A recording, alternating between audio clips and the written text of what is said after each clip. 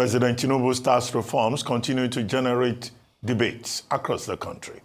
According to some professionals, data is derivation, and it is the real deal that will resolve the anxieties around the tax reforms, especially for value-added tax, VAT. They insist that if there is more clarity on how derivation data will be generated, most of the agitations about the bill may likely be stepped down. However, if clear-cut standard operating procedures are demonstrated for each item of consumption to show that derivation can accurately be determined where the goods or services are to be consumed, the more subnational governments will buy into the tax reforms, specifically VAT. Joining us now on this show for more discussions on the tax reforms of President Tinubu is Agule, a chartered accountant. He's been joined by Samuel Agbeluyi, president of the Chartered Institute of Taxation. Gentlemen, good morning, and thank you for joining us on the morning show. Good morning, Doctor. Good morning. Good morning. Well, Mr. Agbeluyi, you are with us here in the studio. Is Mr. Agule there in Abuja? Very good. Good to have you, both of you on the show. Yes, I'm here in Abuja. Good morning, Abati and, good morning. And Nigerians. Well, I mean, we've been discussing this subject for the past few days. There have been debates, there have been events, controversies, back and forth on the floor of the National Assembly. And yesterday there was a town hall meeting at which Mr. Taiwo Yedele himself took some. So I assume that we don't need any long introduction. To ask both of you, what do you think of these tax reform bills? Do you think that they are necessary? Do you think they are rushed? Do you think that government did not follow, take enough duty of care to prevent the controversy that is raging? And if you think that this is so good and all that, how do you think that the bills can be improved upon, assuming that you have taken your time to study them? Let's start with you, Mr. Agbeluyi, and then we'll go to Mr. Agule in our Abuja studio. So thank you once again. Good morning, all. The bill is a massive one and a positive one. That is clear. And I doubt if anybody is actually seeing it from a negative perspective.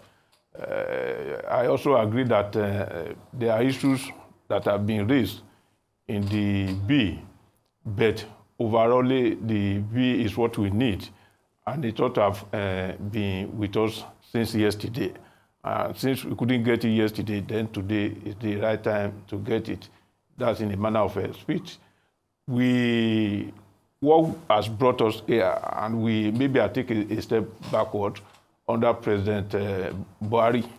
It was known everywhere that we had revenue challenge, and to the extent that we are using over 90% of our revenue to pay debt, to service debt.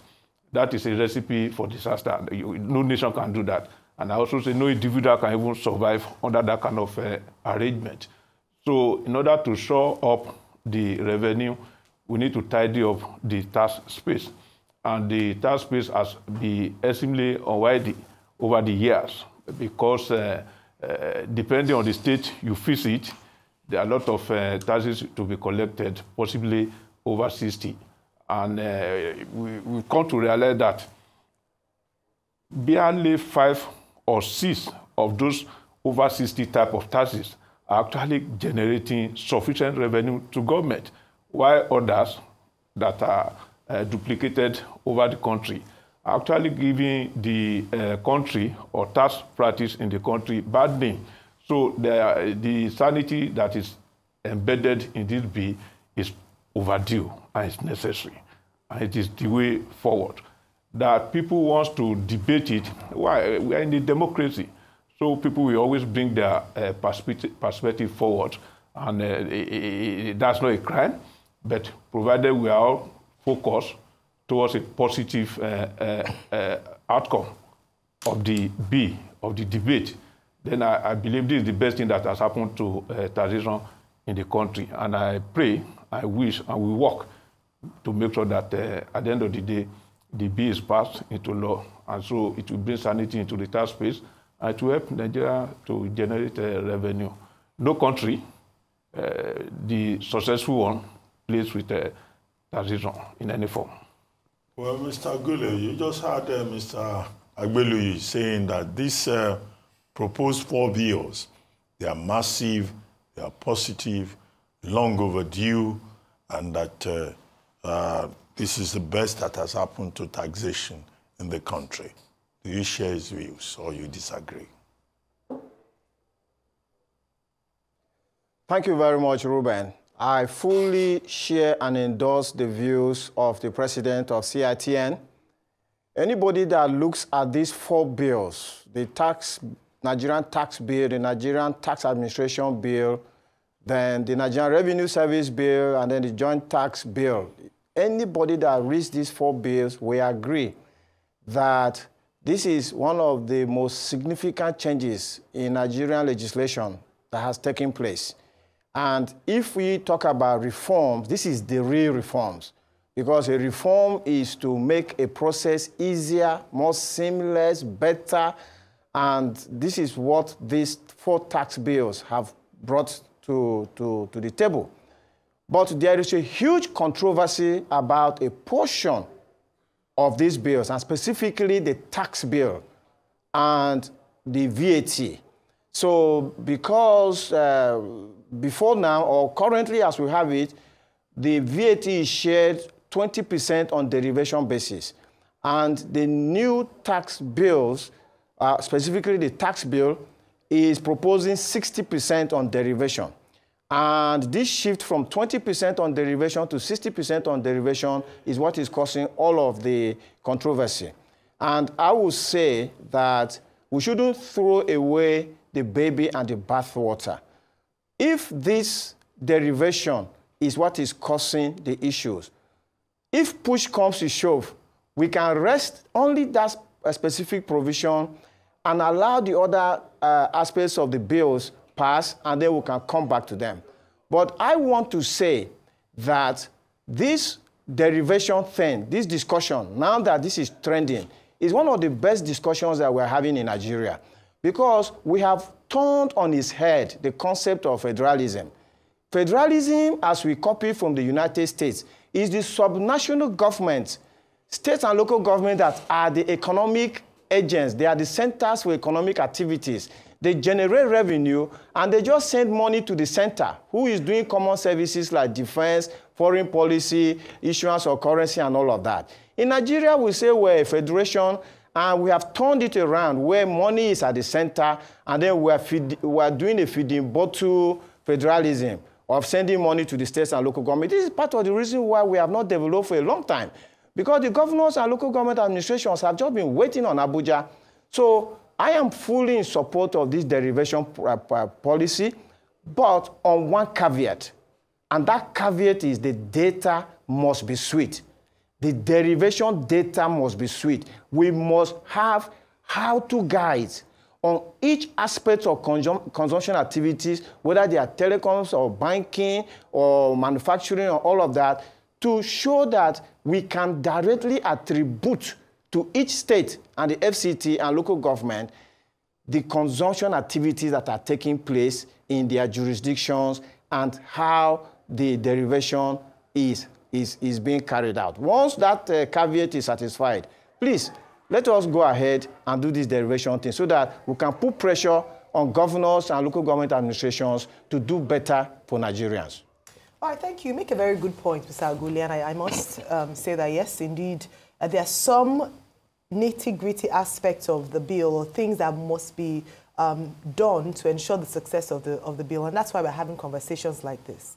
So in your estimation, since you talked about data, what would be the best way and most efficient way to ensure that the data collected is adequate? Because you know that as a nation, we've often talked about how we have a data challenge. Data hasn't been our strongest point. So what would be your proposal in terms of ensuring that the data collected for consumption in these states is accurate and transmitted accurately as well to for tax purposes? I'll come to you for that question shortly. But before, Mr. Agbeluyi, I hear you, and I'm glad that you talk about how beneficial this new tax bill is. But I'd like you to address some concerns, especially in areas where some people have come out, particularly in the north, saying that the tax bill is skewed to favor some states, right? And that some states will benefit more than the others. There also talks around, to make people pay more VAT. So I'd like you to just give some clarity based on the concerns of people around that people are going to, it's not going to favor the northern states. But I'll start with Mr. Agule, and then I'll come back into the studio for Mr. Agbeluyi. Thank you very much. So data is key. I actually did a short article where I said data is king. And we can generate the data, but it will only require hard work. It will require diligence by economic agents in Nigeria. So like currently, companies who have their head offices in Lagos, who just file the entire taxes in Lagos, we need to expand the scope of their operations to ensure that they can generate data specific to at the points of consumption. For instance, I mean, I'm using a mobile phone, and I came into the studio here in Metama. My mobile phone has picked up the nearest base station of the service provider. So the service provider knows specifically where I am consuming telecom services.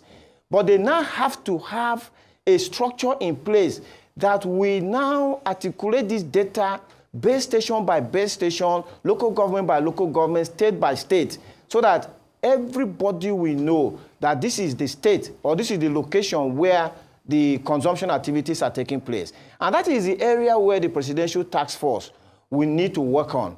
For me, that this debate is now being generated after the bill has gone through second reading shows that perhaps there was not enough stakeholder engagement at the beginning. I will just give a story of when I joined an IOC in London into a project that was supposed to be delivered to the entire global companies that this IOC operated.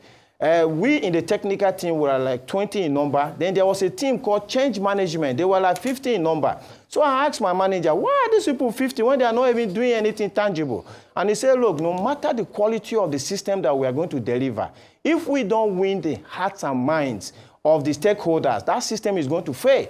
And that is what is playing out here. Very sound, powerful 4 bills are on the table, and there's controversy around them, perhaps because there was not enough stakeholder engagement. So now that we're here, we need to have clarity. I mean, if the Tax Reform Committee, Presidential Tax Reform Committee, shows clarity on every aspect of consumption to say, this is how we will generate that data, and it is going to be transparent. I mean, in IT, we have what we call how-to guides. So they need to develop how-to guides on every aspect of consumption. Telecoms, how-to guide. Banking, how-to guide. Manufacturing, how-to guide. Like that. I believe with that, they should be able to win the hearts and minds of Nigerians about these 4 bills. All right. Thank you, Mr. Agbeluyi. Okay, Concerns. Okay, thank you. That's what is called in that bill, and I seek the indulgence of people to read that bill. That's what is called fiscalization. Yes. That is real-time online capturing certain transactions.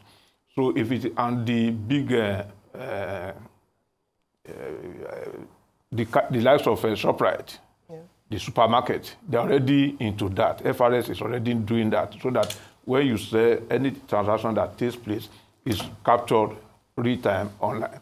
That is number one. The other aspect is the attribution, and this is clear.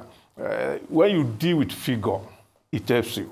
It removes opinion. It removes some level of assumption.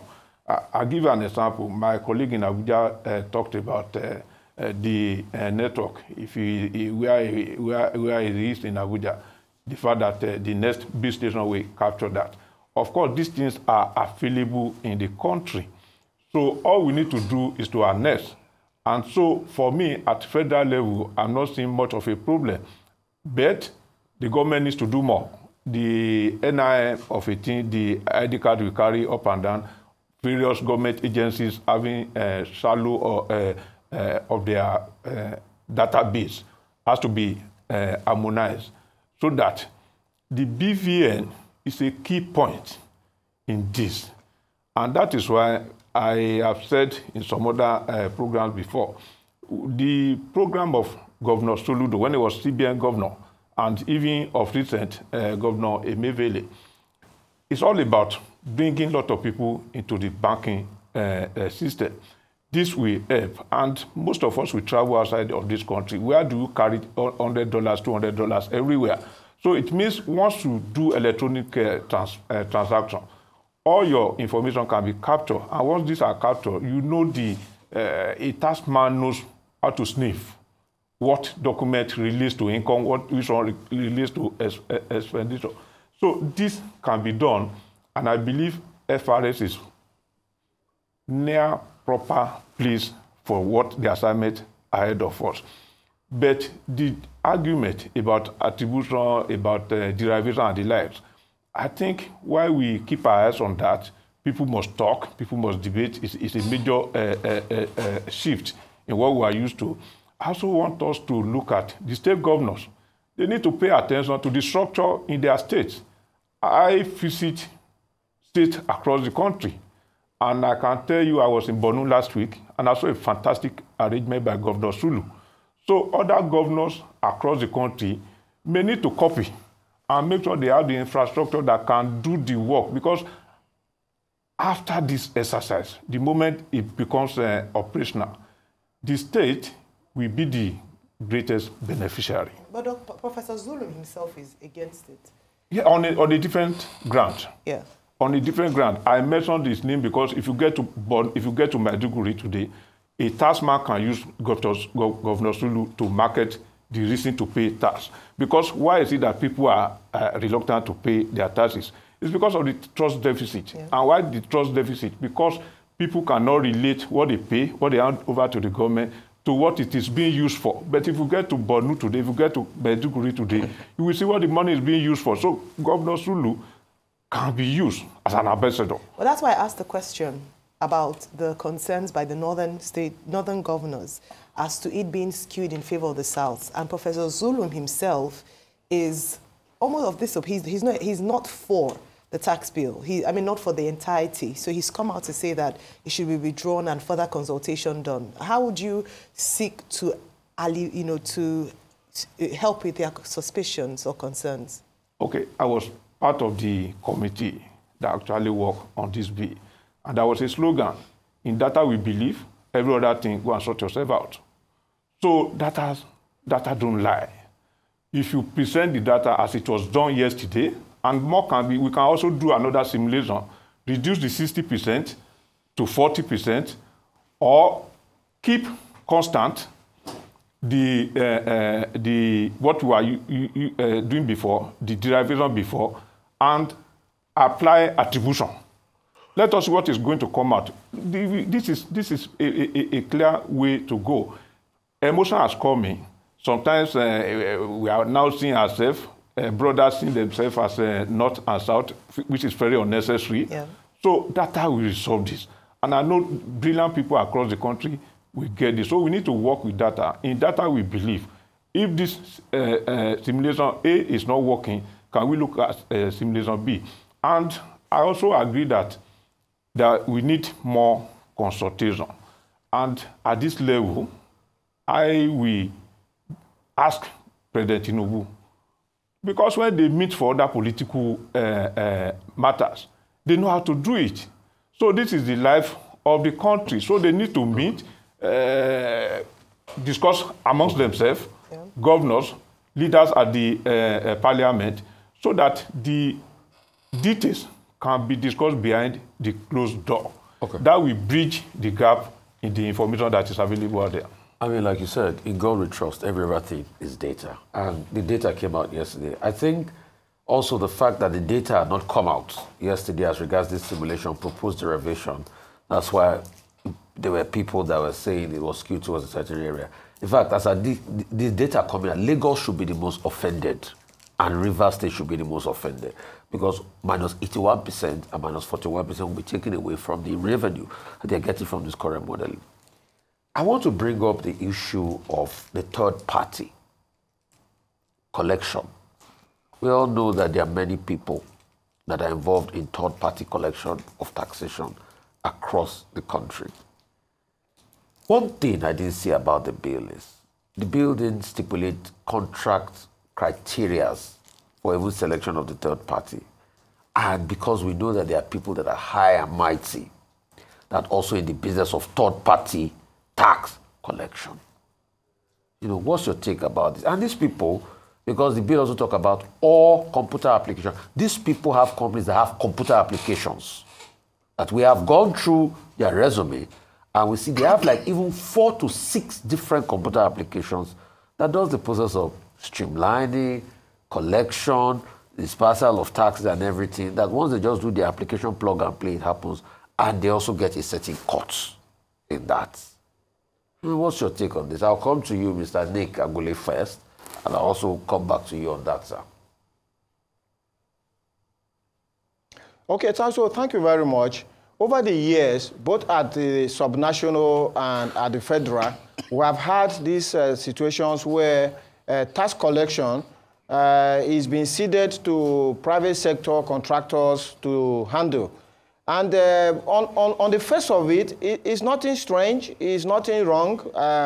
I worked with a lot of IOCs. We used to contract a lot of our services out to, because you want to be focused on your main duty, which is produce oil and gas.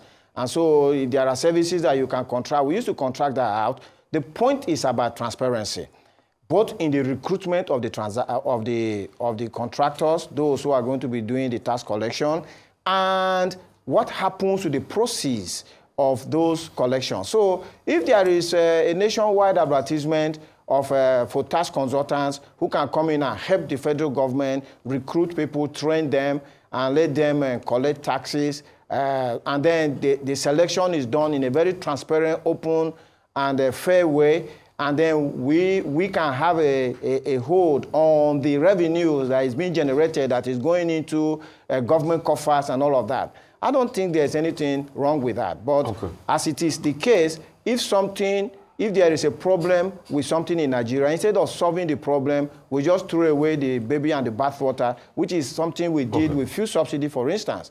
Because a fuel subsidy on its own was not a bad thing, but there was criminality around it. So instead of maybe removing the criminality and keeping the subsidy, we threw away both the criminality and the subsidy, and now minimum wage cannot fill a tank of petrol. Okay, thank you so much, Mr. Agule. Thank you so much for your time, and I appreciate you.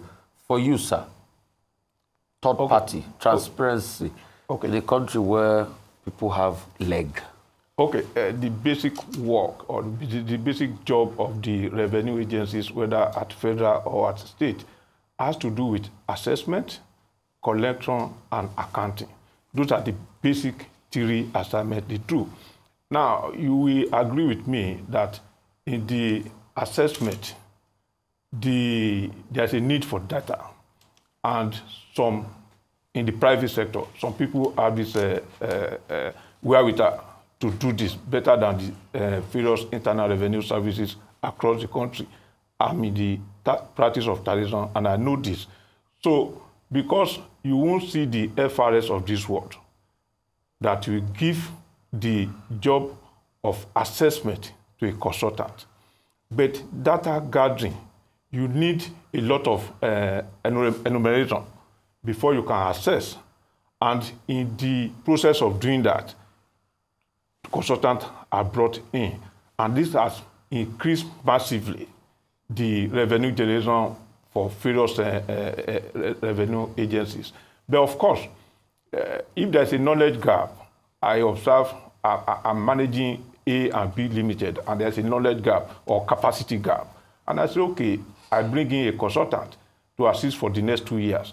There must be a timeline that, okay, once this is done, I will be training the people within the system to catch up, to know whatever the consultant has as a capacity that is not available inside. So that is a process, and it's done in business everywhere. My colleague on the other side also mentioned that it's not new. In most cases, most entities are doing outsourcing. You look at the personnel and you feel it is better I outsource this aspect. As a wrap-up, the question is, what makes up the person they give the contract to? We have seen in this country where some people have been doing this outsourcing consultancy for many years. So what makes up who they give the contract to? That's the biggest question. Accountability, transparency cannot be overemphasized. Okay. That must be done. Okay, we need to wrap. Thank you so much. Thank you so much, Mr. Samuel Agbeluyi, and of course, Mr. Nick Agule joining us from Abuja Studios.